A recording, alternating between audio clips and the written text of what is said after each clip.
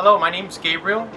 We're here with JetSurf USA, and in today's video we're going to be showing you how to remove and replace your spark plug. Starting off, you're going to have your tool bag. You're going to locate your spark plug tool. With this you'll be able to remove the spark plug. First off, we'll start by removing the safety hat off the spark plug.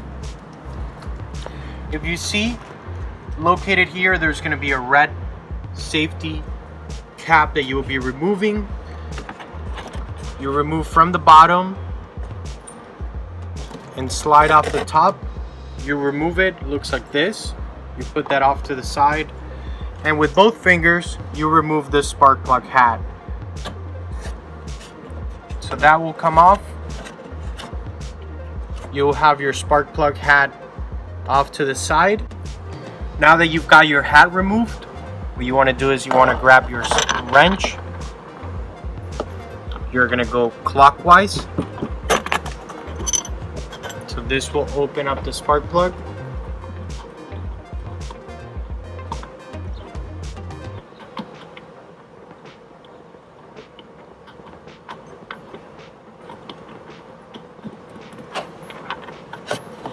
Once it's completely out, you want to make sure that your spark plug is not wet and full of fuel or wet with water.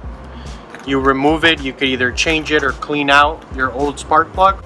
Now to put your spark plug back into the same location, you're going to follow the same procedure, just in a reverse process. So first you'll put your spark plug back in, then you'll put your gray hat back on. Make sure that it's secured on there correctly. When you're placing it, don't put it slanted.